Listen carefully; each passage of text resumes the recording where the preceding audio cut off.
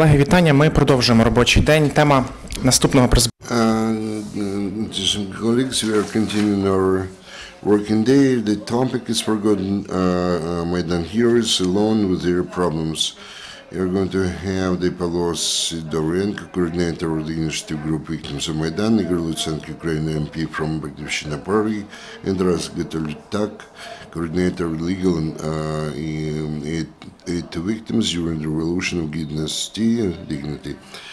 Good morning, dear journalists, dear friends, and our comrades at arms who came here. We would like to raise the question today of the social protection attitude to those people who actually sacrificed their health and shed their blood in the fight for a better European Ukraine.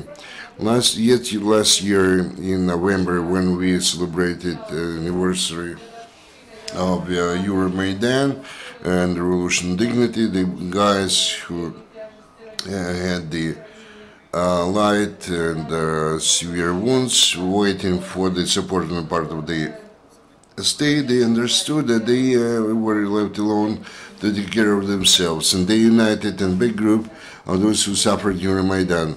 We tried to have negotiations with the Prime Minister, with the new coalition in the parliament. We sent the letters, but we did not receive an answer, so we understood that we had to do something ourselves, to fight and to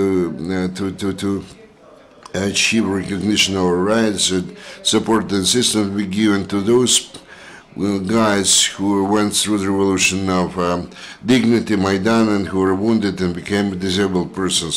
Since that time, we actually introduced and submitted the proposals regarding the status of those people who were inflicted injuries during the Maidan and revolution of dignity. This is the unique situation when we didn't have any reply from the president or VR or whatever. We tried to defend this draft law, and within 2 months, in 2 months on February 10th of this year, it was approved. But this law contained the norm that the cabinet minister of Ukraine within 10 days had to drop the procedure for awarding the status of the persons of the war invalid.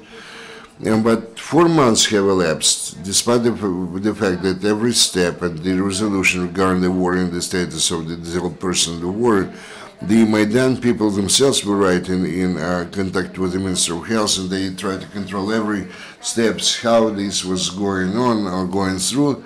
This resolution has never been enforced. And those guys who have the severe wounds, who became disabled persons, they still do not have that status. They do not have any right to get the high-skilled assistance, medical assistance. Those people who still need this medical help, they come to the hospital, and they are always faced with the question, who are you? Where you come from? And said that we are people who were injured or wounded during Maidan, etc. I myself, I was injured, and still I had to go through all that ordeal, before I got the access to a surgical operation on my eye and early parts of my body.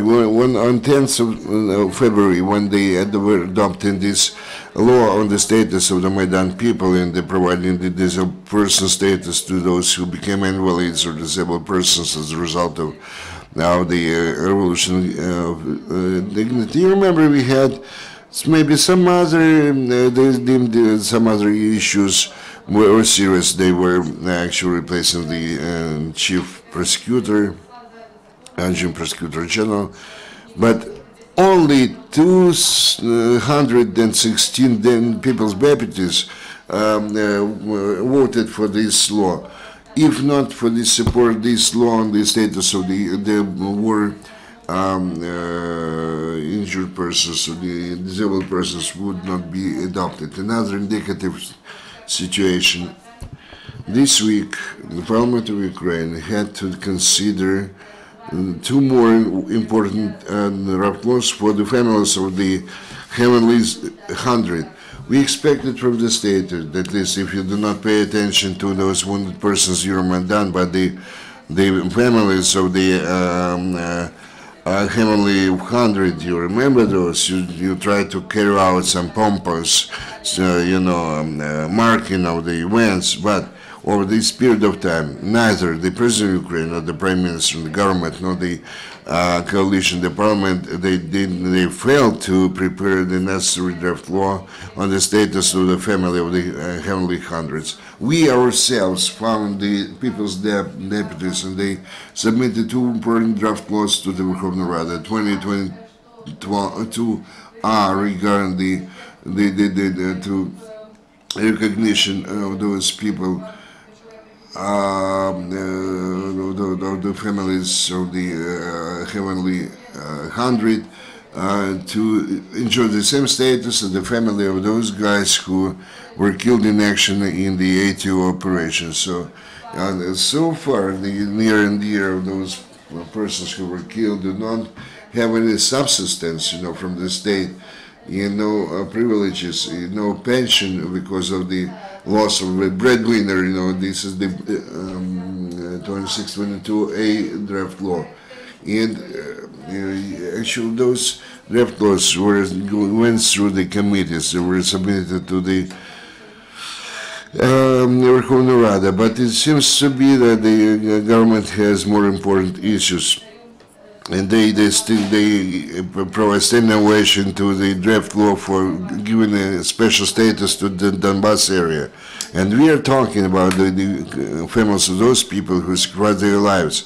We really want the president and to have this kind of real democratic coalition, not the coalition of some of the parties of the opposition party. But those people have been abandoned, forgotten. Out of all those draft laws which would provide the assistance to the wounded Maidan people, there is only one resolution adopted in August last year, which is only provides for a lump sum one-time payment for those who suffered from during those days. But only 87 persons were entered in the list for providing such assistance. In the procedure, when the person has to go through the medical examination, till between this examination and actually the date when they can receive money is protracted for 9 months. Over this period of time, 3 people died of those who were wounded. Out of those people, Igor Lutsenko were actually included in the list for obtaining this subsistence or this kind of lump sum from the state, 50 minimum wages. But those people did not live till the day when they could actually physically receive that money from the state. We repeatedly raised that issue, that it cannot be so that the procedure for getting that money can be protracted for several months. Viktor Petrenko was in coma for several months. In March this year, he was approved to be entered in this list, but only on 27th of May, the cabinet ministers allocated money for those guys to receive them. On June the 3rd, Victor died. But those people who were still in the list of the Minister of Defense, in that list, they could receive their money only on 10th of July. And we repeatedly sent letters to the Prime Minister, Vice Prime Minister, to Parabi, who was the head of the self-defense of Maidan. And we, the initiative group of those who suffered during Maidan, we managed to set up the interdepartmental working group in one of the ministries of Ukraine, which is the only one which tries to reply to our initiatives and take care of the families. But one ministry cannot possibly overcome or combat the bureaucracy which is available today. The Ministry of Health, Ministry of Interior, Ministry of Economy, the Ministry of Finance, the other ministers which we visit and just go from office to office, they are absolutely seem to be indifferent to the problems of those who were wounded during Maidan. It's impossible to actually to make them hear us. We know that a drop can actually ruin the stone, as we say, a drop of water, but we managed to use different possible arguments. 1 month after the date of our a request or our address. We had the first meeting with Minister of Culture Kurylenko regarding those people who were wounded during the Maidan events. He was shocked by the situation in the response on the part of the state, of the executive power toward those people who were easily or not so easily wounded or severely wounded during those days. The Vice Prime Minister promised us to give necessary instructions in order to promptly resolve the situation. But only 2 days have elapsed since that day, nothing changed, but we at least made the first crack. In summing up, I would like to note why we actually addressed this UCMC to have this briefing, to raise this question and call upon our comments at armors who are still in the ITO zone and those who return from the east here.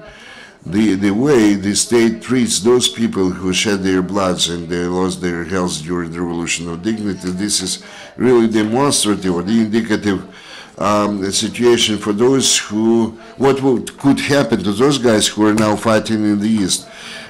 You know, we cannot allow that the state forgets about that. The state has to remember its heroes, those who were facing the firearms bearing or carrying the wooden shields, you know, and those who themselves try to take care of their health and for their lives. You know, we have to demonstrate that we never that we continue to do something and try to get through this kind of concrete wall. But we still believe and we know that our cause, actually we do not ask anything from the state. We do not demand the fish. Just give us a fishing rod. We take care of the fishing ourselves.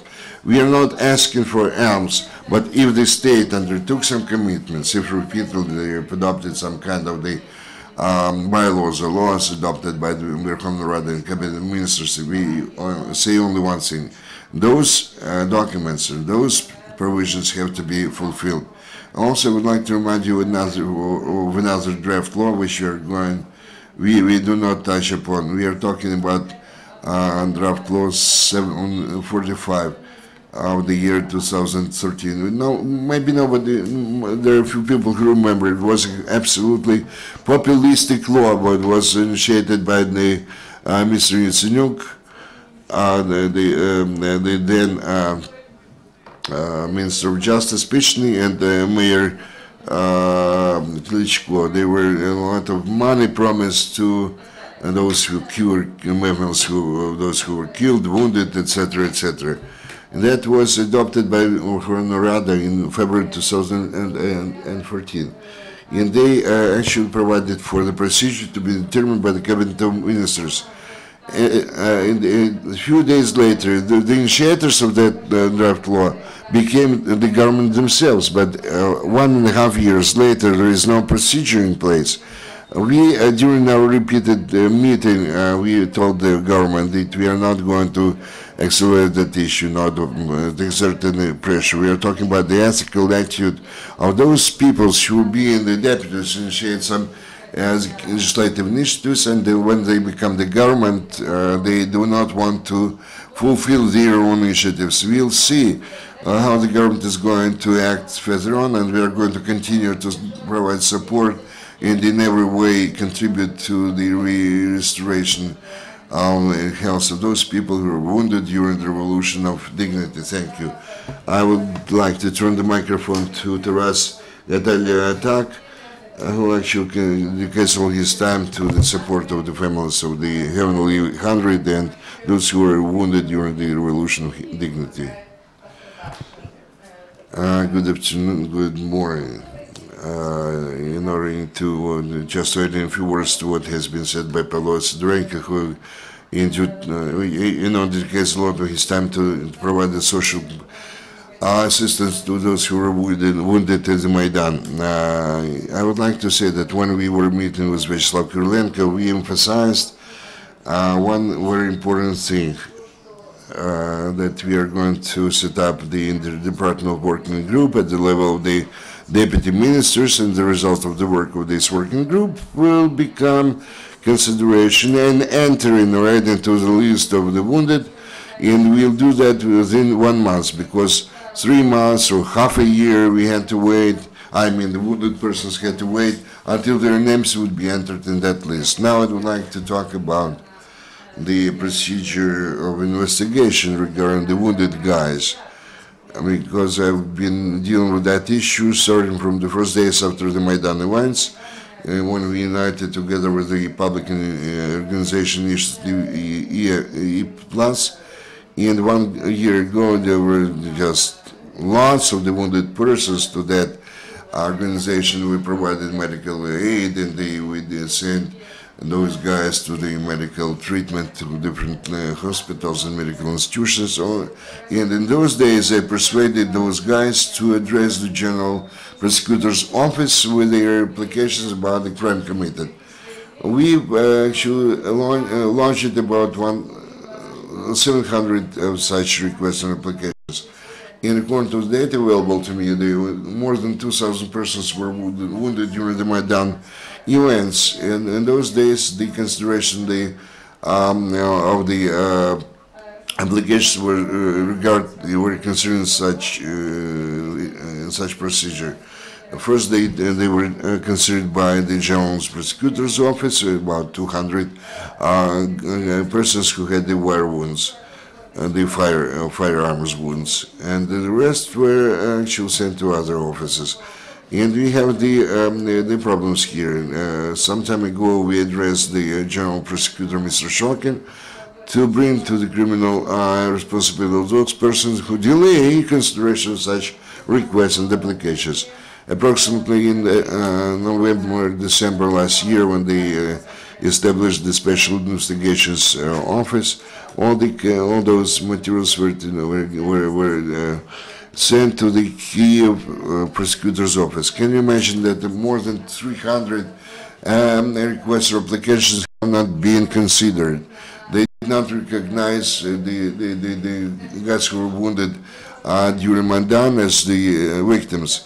They never actually appointed any kind of the expertise. There was an awful case when actually those requests and applications were not entered in the single register. I can understand when the application of the crime committed is at the consideration of our investigator, the prosecutor, in the prosecutor's office in the city of Kiev, when it's clearly said that this person lost one of his extremities, I mean legs or arms, and he has the reply, yes, your application has been considered. When this criminal and procedural codex of Ukraine requires the immediate entering that application to the single registry, and they immediately has to appoint the forensic expertise. Nothing was done by the prosecutor's office in the city of Kiev. Next item. Besides, several materials, I mean medical records of those wounded persons were lost in the prosecutor's office of the city of Kiev. We do not know whether the in-house investigation was carried out by the General Prosecutor's Office regarding all those negligences. We are going to demand from the General Prosecutor to bring to the criminal responsibility all those people. Last year, approximately in October and November, we came to know that the state budget doesn't have 30 or 40,000 hryvnia. Can you imagine that? To buy necessary medications. As a result, hundreds of the guys could not actually, which is required for forensic expertise. So hundreds of our guys could not go through that kind of examination. 3 months ago, during our meetings, Victor Shokin, General Prosecutor, we were talking about very good device chromatograph, which will allow us to very quickly take care of this or another examination of forensic examination. I mean, nobody, we applied to the Kiev administration, nobody paid attention. Only when we addressed Victor Shokin, who immediately addressed the Prime Minister and they allocated the money, but this money hasn't come to us yet. In other words, we could not purchase that chromatograph, which is very instrumental in providing forensic examination and kind of medical education of our guys. We are talking about those guys who were wounded or even killed. So this, I can talk a lot about the investigation, but this is a separate topic of our talk. Thank you. Thank you, dear friends. It's obvious that in the country who does pay respect to their years, we will be ruled by the criminals, or some people who are indecent persons. In my status, I'm responsible for the work in the parliament, in the coalition agreement. Maybe you read that. This agreement reads approximately that the parliament undertakes the commitment to contribute and to provide comprehensive support for investigation of the crimes committed against Maidan, killing the Heavenly Hundred, etc.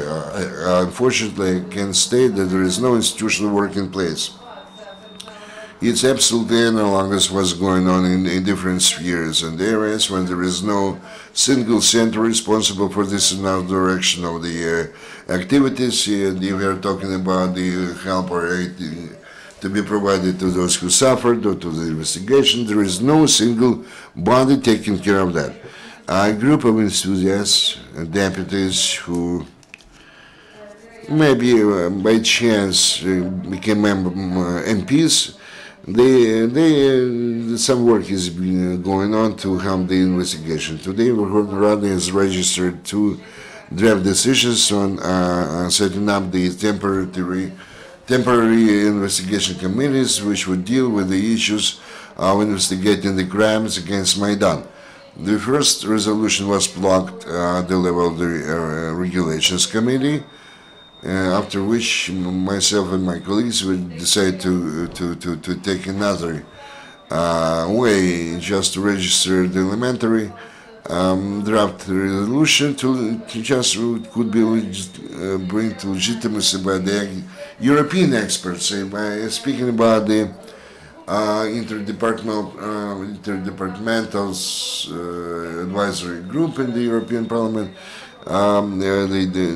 Actually, I'm talking what was dealt with the previous speaker. They decided that the investigation is not properly done, not completely done. This actually that was published in the mass media and was really resounding news. We decided to continue this initiative. Several months later, and at last, owing to the powerful pressure on the part of the public organization, that this issue this week was included in the agenda to set up this kind of temporary investigation committee. Unfortunately, the week is coming to an end, and neither Grossman, the speaker, nor the coalition, they do nothing in order for this issue to be put into the agenda. Actually, formally, it is in the agenda, but for some reason this resolution never is entered in the agenda for the specific day, and we cannot possibly vote for that as deputies in the parliament. Once again, emphasize that it's not the idea only of the deputies to create this temporary investigation committee. This is the idea of the amateurs. I'm talking amateurs because we are not talking about public servants, and we are talking about the group who helped to those who suffered. There is the association of the people who suffered. We actually try to persuade that we need some kind of center who is going to deal with this issue, at least in the form of the temporary investigation committee. There is a resistance to that because the law enforcement bodies like the Ministry of the Interior, the General Prosecutor's Office, and the Kyiv City Prosecutor's Office, there is divided between different political forces, and nobody took care that another constitution would be set up, and they will form this temporary committee which could influence the work and activities of those departments and law enforcement bodies. Of course, we're not talking about the work, but the failure to work with those institutions. Of course, we face a lot of big problems. We can say that since December we managed to achieve some kind of progress to reformat the work of the General Prosecutor's Office. There is a special unit established which deals with the crimes against Maidan. However, in fact, this did not affect considerably on the situation. Unfortunately, the investigation is very slow. And in fact, we are talking about a group of enthusiasts within the General Prosecutor's Office, which is their own discretion, try to carry out the investigation, but the huge machinery of the General Prosecutor's Office rather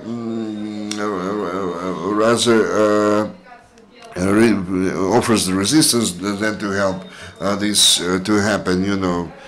And many issues, it takes a lot of time the General Prosecutors take care of this or another issue. For some subjective or objective reasons, but the management of the General Prosecutor's Office work on all other cases, but the cases which are associated, with the investigation of the crimes against Maidan. Unfortunately, I have to state that there is no contribution on the, no contribution we can see from the parliament, save for the efforts of some of the deputies. Today, the last day of work of this session of Verkhovna Rada. Of course, we are going to extend their work, but perhaps this is the last day when we have the plenary meeting during this session, after which there will be a lengthy interval until the fall. And as a minimum, we can say that over this half a year, maybe slightly more than half a year, the assistance to the investigation of the part of Parliament was failed. I'm not going to say more on this topic or moralize on this topic. And actually, I believe that the whole society must be interested that the Parliament and other public bodies could do something substantial along those lines, but unfortunately we do not see it so far. Thank you, Igor. Just to sum up within 1 minute, if I may, just two figures when we were talking that today, according to the resolution 324, which in no way is associated, has anything to do to this matter, they entered 27 persons to that list. More than 100 persons still await the kind of coordination and adoption, approval, etc., for months. As for the other draft laws which had to be considered last Tuesday regarding the Heavenly 100, they failed to consider that, and they are not entered in the agenda for today. So there is a threat that those people are going to be again abandoned, forgotten, and wait until the fall of this year when the VR will resume their work. And we are supported by the investigation body of the General Prosecutor's Office. This is the only agency the representatives of which met with those who with the families who suffered and wounded. Despite the problems we had with the General Prosecutors, you remember what I'm talking about. I had a meeting with some of those people. Actually, they do not have some specific complaints or claims. But anyway, today about 100 forensic examinations have not been carried out because still the wounded person still request for help, and we could not expect that the prosecutor's office in the city of Kyiv could do such strange things, you know.